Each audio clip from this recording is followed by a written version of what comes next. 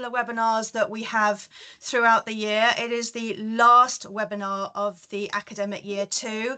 It's a really popular one, focusing on not just parents. We have students joining us, prospective students joining us this evening, and it's all about supporting you, or for parents, your young person in their journey to starting college. I have some experts on the panel tonight. I have Nick Dale, who is our Head of Learner Recruitment and Events. Thank you, Nick. I have Mark Ryan, who is our Vice Principal of Curriculum and knows all, not just about curriculum, but enrichment too. And finally, we have the wonderful Maya, who is one of our students at Rotherham College studying aviation. So welcome, Maya, and thank you all.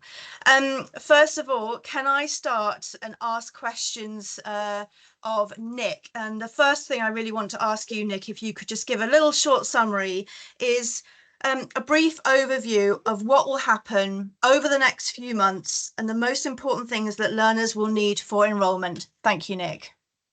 Yeah, absolutely. Good evening, Lucy. Good evening, everybody.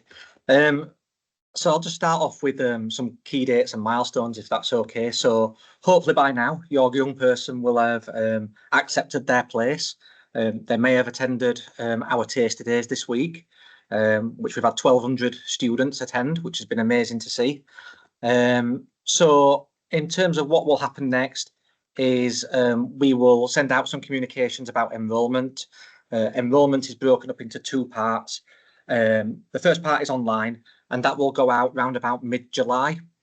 And the online enrolment is really quick and simple, and it allows students to complete their details, their personal details for their programme of study, adding things like emergency contact details, predicted grades, etc.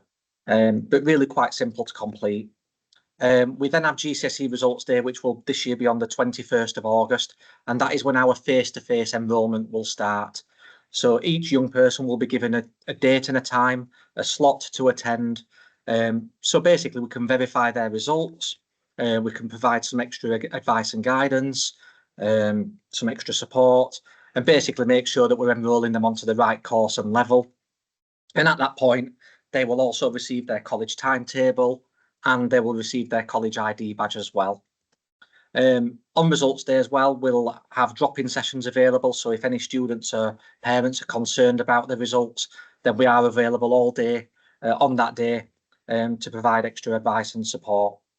In terms of what you need to bring, so we obviously need to see GCSE results. So it's really important that students collect those from school, and also some form of ID as well, which could be a passport, it could be a birth certificate, a bank card, national insurance letter, etc.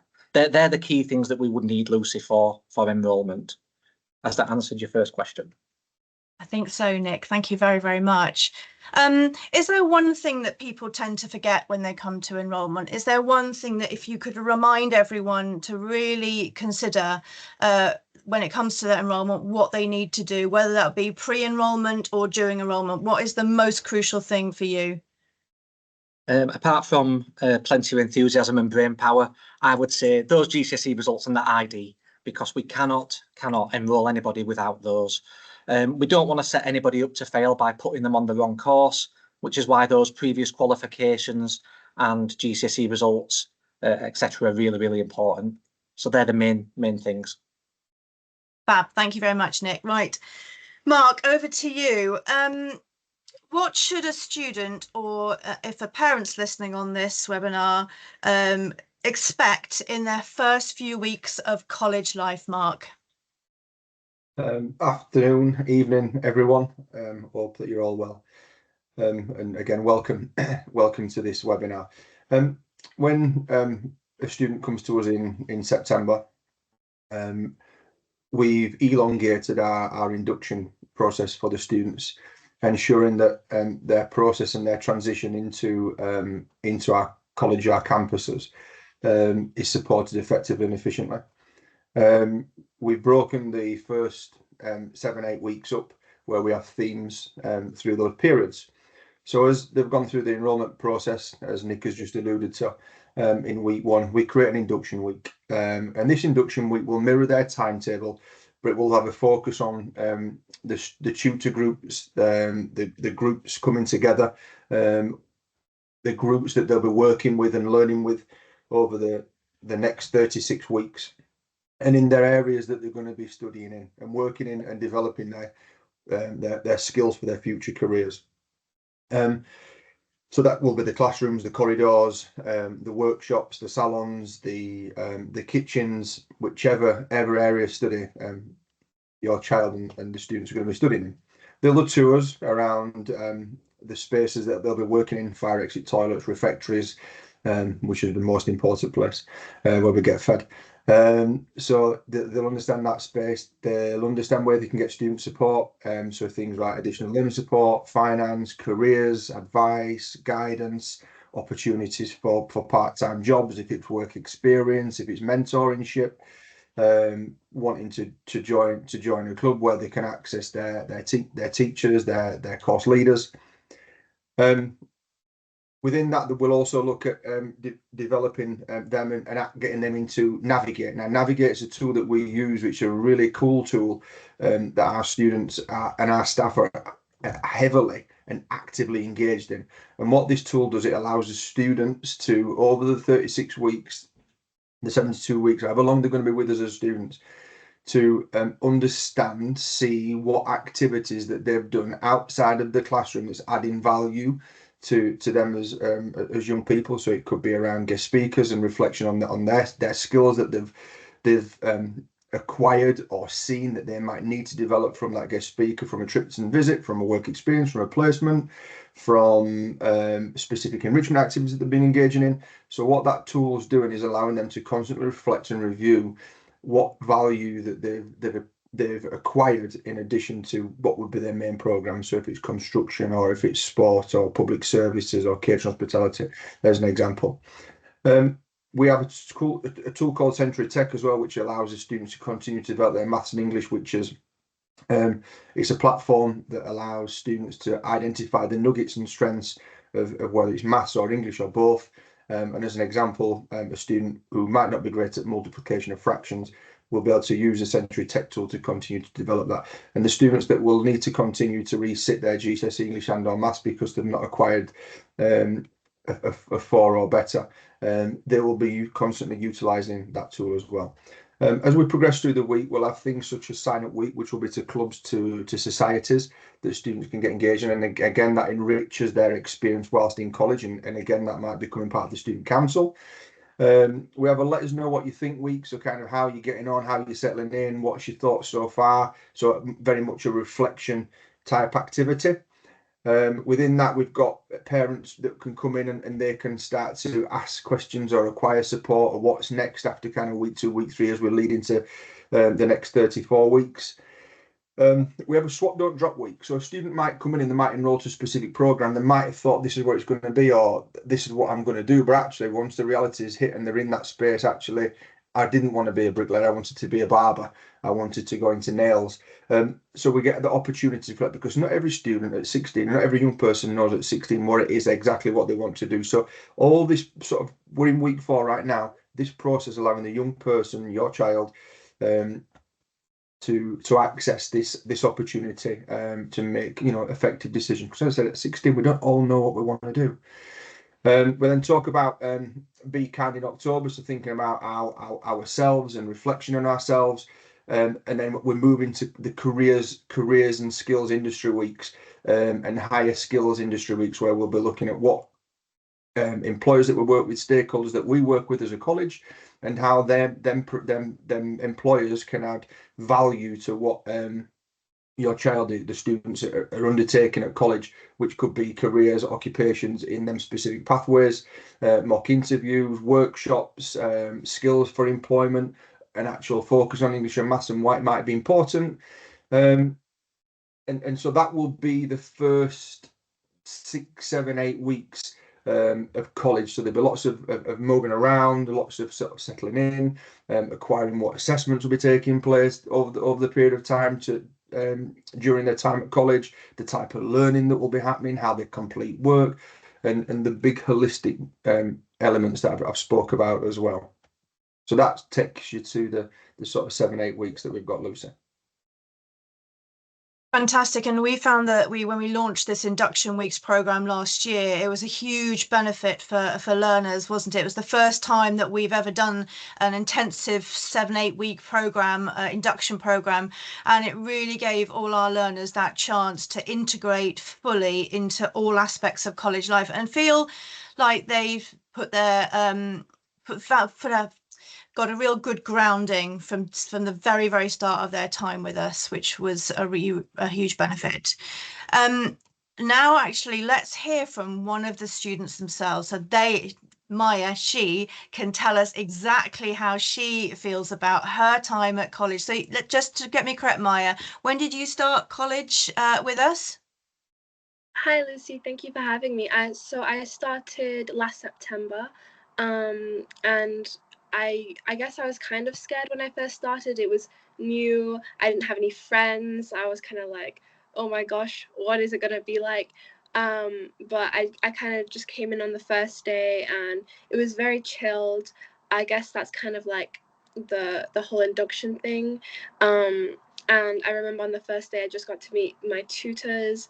And there was like a fair that was there on the first day, I guess, that we went to, and there was like a bunch of stalls that you could go to, and one of them was this scheme that the college works with. It's like called like the Turing scheme or something like that, and basically it allows you to do work experience abroad. And I applied, and then like I recently just went to Greece, Crete, Greece for 2 weeks to do work experience there, fully paid for, and it was amazing. It's to do with your course as well, so that's great. So that's one of the opportunities that you can access at the start of college as well. Other than that, it felt great. The staff is so supportive, and it was great. It was quite an easy day. It was a half day. I got let out early that day, and then they make sure you know your timetable. Other than that, my whole experience over college has been amazing. I knew that sixth form wouldn't be for me, and college, you have to put the work in yourself, but you definitely get it back. I have a lot more free time with college. You can have a part-time job. You can do the things you want as well. I mean, with each course, you can also do like course tailored trips. So I study aviation. We went to Manchester to see the Concorde, which was really cool. And there's so many other opportunities.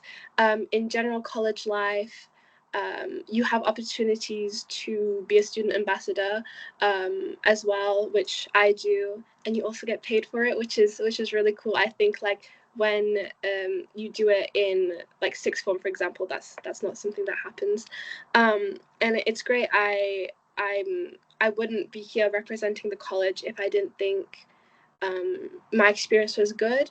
And there's also the stigma that colleges only is like the last resort for people who haven't done well. No, that is not the case. It is for anyone who wants a different way of learning. There's so many options out there, and the staff, they help you see what options there are for you. Part of one of the things that I studied for my course was what like the next steps for employment in aviation. So it just like gave me a more clear view of the options there are for the future for me, and I'm sure that is the case in all the other courses as well. So yeah, I think it's great. And and also with college as well, you pick what you want, right? So like you'll do niche things, and the people who are there are the people who want to do that thing. So you'll tend to quickly make friends with people of the same interests and the people that want to be there, which is really nice, because there's nobody like throwing stuff like in school and screaming that they wouldn't want to be in the classroom. So that's definitely really good. And yeah, making friends is easy. Then like during lunch times, because we're located basically in the center of Rotherham, that there's so much places to go eat. Clifton Park's really nice, especially in the summer. So yeah, that's it. Does anybody have any questions? Thank you. I have got a few questions from people. I think that Nick, Mark and I have been fielding a few, but what I will do is actually ask a few questions that have come up, because some of them are really, really important. So Nick, I know one of the key ones that's come up is about enrolment dates. Could you just confirm to everyone, if you cannot see the long line of chat, when enrolment dates generally are, and if you're on holiday during those dates, what do you do? Yeah, it's quite a common one, that, Lucy. So main enrolment dates start on GCSE results day, so the 21st of August, and run through to the 29th of August. We do actually have a late enrolment event on the Saturday, which is the 30th of August. So that's an event for people to attend if they've not applied, or they've applied and not yet been interviewed, or if they've just simply missed their enrolment date due to holidays or whatever other reason. The term starts on the 1st of September, but we can still enrol students, beyond that. So if anybody's on holiday, I would just encourage them to get in touch with us, let us know the dates and to know that they're away, and then we can arrange a bespoke date and time for them to come in and to enrol in September if need be. Fab, and we've got a really good one here, which is an important one. Ian and Leon have said, how do we accept the college place? My daughter was unable to attend the taster sessions this week. Sorry about that, guys. But yeah, Nick, over to you. How do we accept the college place? Yeah, so most students accept their place verbally during their curriculum interview that they will have attended with the vocational tutor. If they're not accepted, or if they're unsure whether they've accepted or not, just simply drop us an email. I think I put the email address in the chat. I will do so again. Or they can give us a call, and we can double check on our systems and record that offer and acceptance if it's not been done so already. So that email is admissions@rnngroup.ac.uk. So that is admissions@rnngroup.ac.uk for anyone who wants to email in. Someone's asked a fantastic question. My child initially wanted to enroll at North Notts, but might want to change to Rotherham to do the same course. When would she need to decide by, Nick? Ideally sooner rather than later, just to make sure that we can arrange that meeting with the tutor over at the other campus. Did you say it was North Notts, Lucy? Yeah. Correct. To Rotherham. Yeah. Yeah. So it'd be great to organise, obviously, that make that initial contact and organise that visit and that chat between the tutor. We do have a personal tour booking system. So anybody who wants to come and pay another visit is more than welcome to do so over the summer. People can book their places on that online. Ideally, we want to get it all tied up so that the young person can come in between the 21st of August and the 29th of August to get their enrolment sorted, so they can hit the ground running the week commencing 1st of September. Thanks, Nick. Just to answer the risk, the taster sessions are over, but I have been saying to a lot of people who wanted to come in or have an induction or some kind of session, we are open throughout the holidays. Our term actually finishes tomorrow, so we'll have no more taster sessions, but staff are in throughout the holidays. Please don't think that just because it's college holidays, staff are not available. Staff are available throughout the holidays. We are a 50-week-a-year business. So if you do want to have some reassurance, or you do want to talk to a member of staff about a course, please just ring the North Notts or Rotherham College or Dearne Valley College main telephone, which will get through to our learner recruitment teams, and they can organise for you to come in for a tour and for a chat. So please don't think that just because we close as a term tomorrow, we're not available to reassure you and your young person about their course and their choices. All right. The next one, Mark, could I ask you this? My son has applied for a joinery course. It was stated that if he did not get GCSE Maths and English level 4, he would be able to do this alongside his course. Is that correct? Hi, Lucy, and I've just responded to that in the chat as you asked the question. Yes, that's right. Any student that doesn't get a 4 in English and or Maths will study that alongside their vocational programme.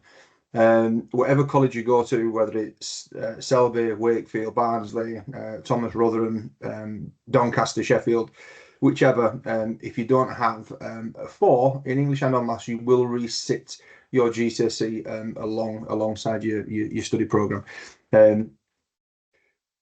What we also do, and what we also offer, if a learner has a 3 and they come to us with a 3 in English, let's say, we do a November reset and a November series. So depending upon how far they're off of getting the 4 and marks off, we do a November a reset series as well. So there is an opportunity to achieve earlier.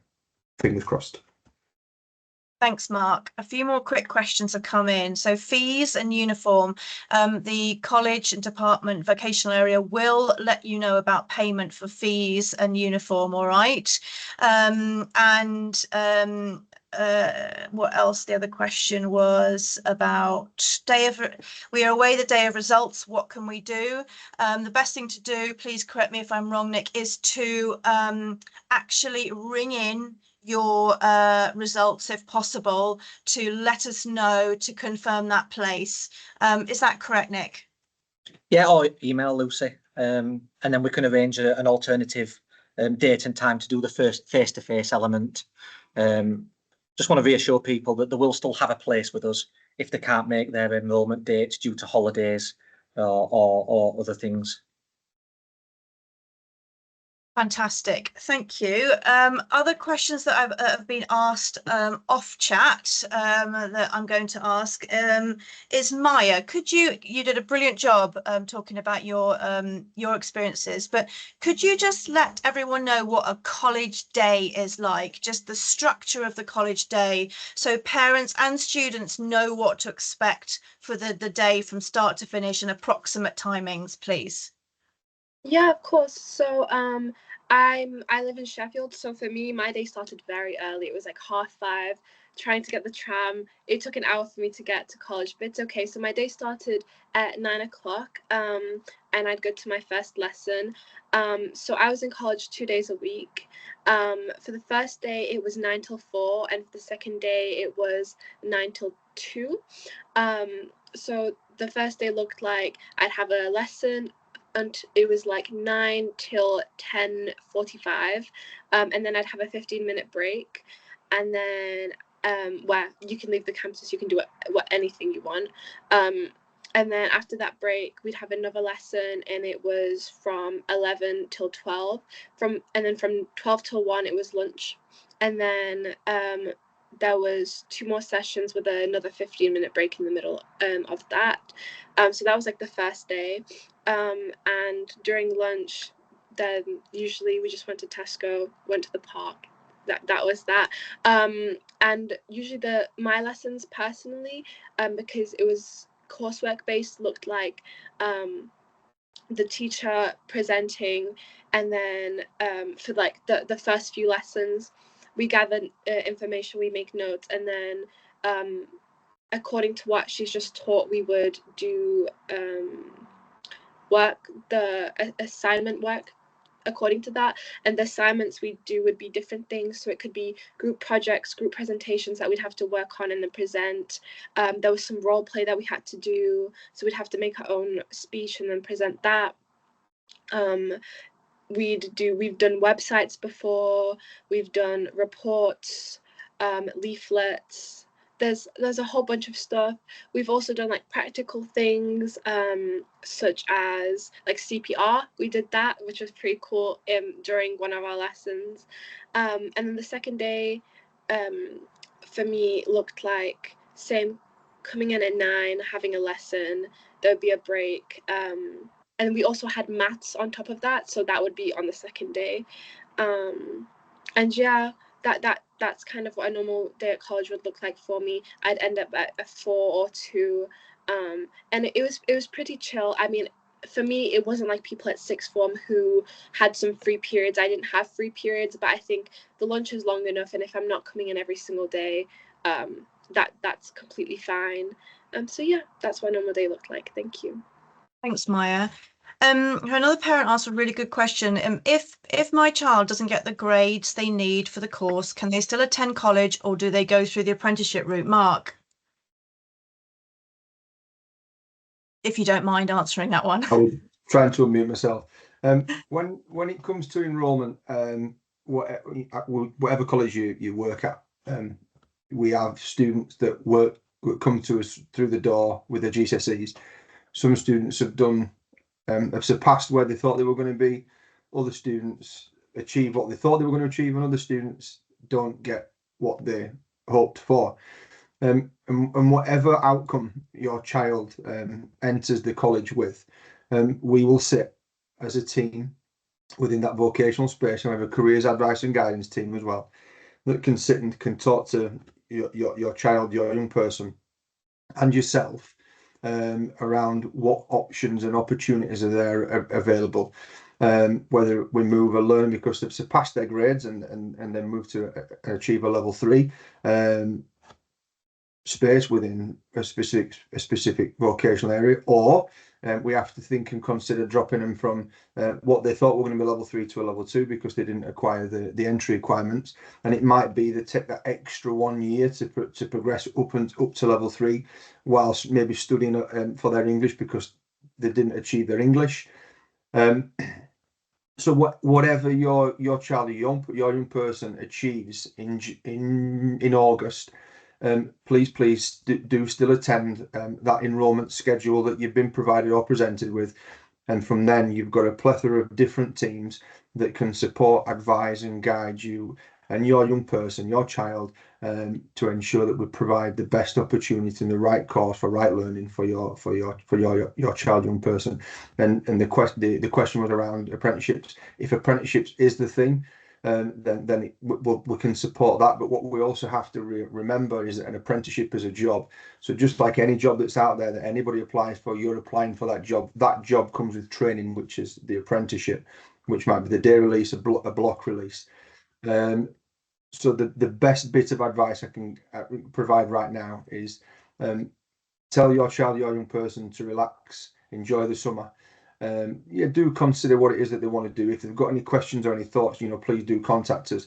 But when they come with their GCSE results, as Nick said, on their enrolment day, come to see us and have a discussion about if there's anything about whether they're unsure, there's any ambiguity, and we can provide the best support, advice and guidance to get them onto the next steps and where they need to be.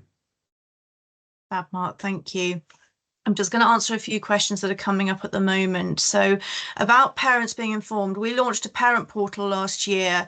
So that will give parents the ability, and you will have the ability to log on to this from around about the 1st of September. And then you'll be invited to a special new parents information evening. And that usually happens around about the week commencing the 15th of September, if I'm correct. And North Knox College will be on the Tuesday that week, that's the 16th. Rotherham College on the Wednesday, that's the 17th of September, and Dearne Valley College will be on the 18th of September, and that will be between 4 o'clock and 7 p.m. And you will get a proper presentation about all the insights into college life, and you'll be able to ask questions of staff on those evenings too.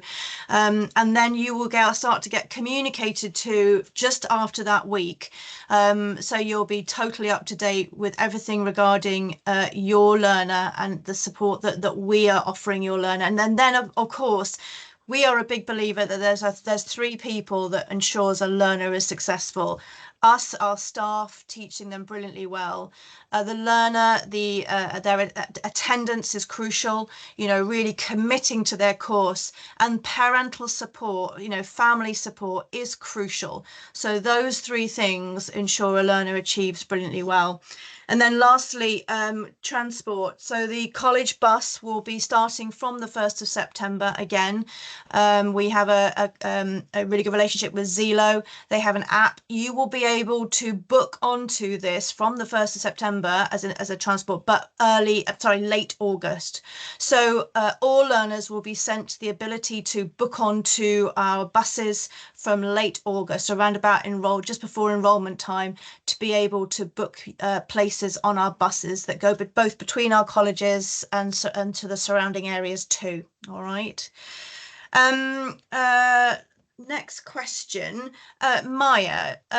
One of the questions we do get asked, because parents have a really clear idea of what school life is like, and then of course when they come to college, it's a bit much more of an independent space for learners. Do you and can you give the differences between school and college in terms of your perspective as a student, and therefore potentially what your parents experienced in terms of the difference between going from school to going to school to college? Yeah, of course. So college is definitely more relaxed. I think so. And I think it's up to the person to it basically you're treated like an adult. Basically, you're in charge of yourself. If you put in the effort and you get that out, essentially. In school, I feel like they were very onto you, like, you have to do this, you need to do this, and this, why haven't you done this, kind of thing, which is good for some kids who aren't motivated. I've always been motivated myself, so my parents, they never had to tell me to do stuff. So my parents, don't get me wrong, were worried about me going to college in the first place, wondering if it was the right environment for me, which it did turn out to be, and they're very happy that I made that decision because it was just the right decision for me. But they too saw that, yeah, it's more relaxed. It's more on you to make sure you do the work that is set on the time that where the deadline is. But if you're on top of everything, you can even finish early. I finished my year early, so I have like an extra long summer break. And so another way that it is more chill, it's like in school, and even my school sixth form, you still have to ask to go to the toilet. Even you're not allowed to go to the toilet. Here you can just get up and leave if you want to go to the toilet, which is very nice because it's like, oh yeah, we're expected to. And same, we can leave the premises when we want, we can wear what we want to express ourselves, and all the staff treat us like equals. Of course, respect is a two-way street. You have to give it to earn it, but I feel like I don't feel patronized when I'm talking to anybody, which I did feel a little bit in school. But yeah, it's just more chill, but you'd have to like regulate yourself and know that you have the ability to keep yourself in check, I think, because with the relaxed route being good, I feel like you could also slip behind if you don't keep yourself in check. But overall, I'm really happy with the way college is regulated, I think. Fantastic. Next question, then. We are available over the summer for those wanting to come in. I just want to remind you of that. Please don't think again that we're not here to support. So do use the admissions email that Nick has sent out to email in if you have concerns, whether you're a parent or a young person and you want to just come in and chat, talk to our tutors. We do have a great rota of staff on throughout the summer. The last thing I want to ask Mark is support for students. So specific support for students. What support is available for students, for instance, with extra needs or sort of welfare? What aspects are available for our learners to be looked after and supported? Thanks, Lucy. We have a plethora of support services within the college. And at the start, I spoke about the services that are available within the student team, from finance, from mentoring, from counselling. We have additional learning supports, a support team on each campus, where additional learning support will be provided and presented to students, young people, where needs are required. So if a learner has an EHCP plan, an education, health and care plan, and the specific support that will be put in place for the young people. There's been lots of questions around students who've got an EHCP that might not be going into our flex provision. that are going into vocational into vocational provision. If you do have any questions or concerns when it comes to the enrolment process, our curriculum team and our ALS support team will be on hand to support that process and to ask any questions, or for you to provide us further information that will allow your young person to be successful and have all access to progress within their programme. We have instigated this year 3-year skills development plan for our learners that have gone EHCP. So it shows them on the trajectory that meets their EHCP targets, their personal targets, incremental progress against vocational. So that is in place as we're moving to this year, so that we're being really aspirational for these young people. There's finance support in place for students. We have bursaries for food and for travel and for kit and for equipment and for trips and visits. And again, that will be determined by the curriculum area that your child or young person is going to progress into. The tutorial team, the academic team will provide an academic tutorial each week that your young person will have. So they'll be supporting there around their future developments and progress, intended destinations, their targets, where they want to be, how they want to get there. So there's lots of information that will be supported in there, as well as what happens within the classrooms or the workshops in regards to start points from the start of the year, and then through the structured lessons that take place through the 36-week start points, how we recapitulate learning, how we can then create start points to progress to the next level. So the continued scaffold learning process, so that students have full access and inclusivity into their time with us at the RN group. Fabulous, Mark. And that just segues this nicely into a question. And also for me to say, if you want to know more about the 3-year skills and progression plan, please visit the RN Group's website and just search for webinars. We did a webinar recently with Tracy Mace-Ackroyd, who is our Deputy CEO and Principal, who, along with Louise, our Interim Head of High Needs, actually created a programme along with Mark too. So if you want to know more about that, please go onto that webinar and have a look at that, because it's very in-depth as to what the 3-year programme includes. We do have another question about Flex students, Mark, if you don't mind. The Flex students that are being moved to Idle Valley for what was the 12-month Horizons programme are now being condensed into a 12-week programme, which is the project-based learning programme, if I'm correct. What is the option after that course has finished for them to start another course? How does that work in terms of a new programme, Mark? The project-based learning is something new that supports learners to who have been EHE or that have social, emotional, mental health, that have been on partial timetable, or may progress into a space from our flex provision, as an example, which is part of their next level. It's a minimum of 12 weeks, where the study program is a 3-day intense timetable, which all our study programs are going to be now, and they'll have a lot of focus that will sit around the entry 3 provision type for that 12 to 24 weeks, around developing their skills, developing their confidence, developing their self-esteem, developing their ability to communicate, their ability to self-reflect, use a trauma-informed approach of self-development, along with specialist staff that we bring in.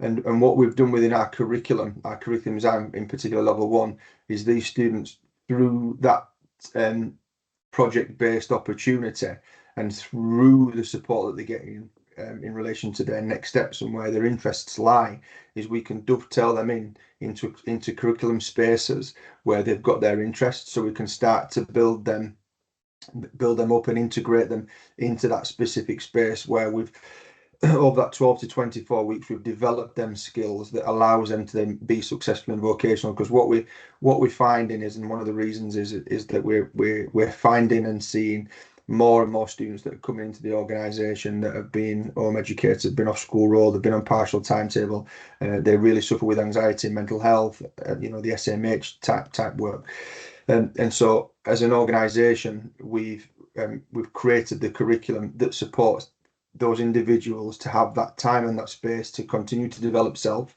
whilst also gaining qualifications, whilst also developing maths and English, to then dovetail back into a curriculum space. So that space at Idle Valley is an outdoor space where they'll be in the classrooms, they'll be in the outdoor wider spaces. Similarly at Dearne Valley College, it'll be the same project type work that's happening there, where these students can really develop themselves, where then dovetailing back into curriculum, as I mentioned before. Is that all right, Lucy? That is perfect, Mark. Thank you very much. We're coming to the last 5 minutes of this webinar. We have managed, I think, to answer most of the questions down the side, just checking down. Uniform, we mentioned your department will get in contact with you in the next few weeks regarding uniform if they haven't already, with the forms that you need. So please don't worry about that. It is up to you. Your job is to find out as much information through webinars like this, check our website, but our job is to make sure you and your young person have everything that he or she needs to be able to start and complete their course successfully. So please don't worry about that. I'm just going through those quickly.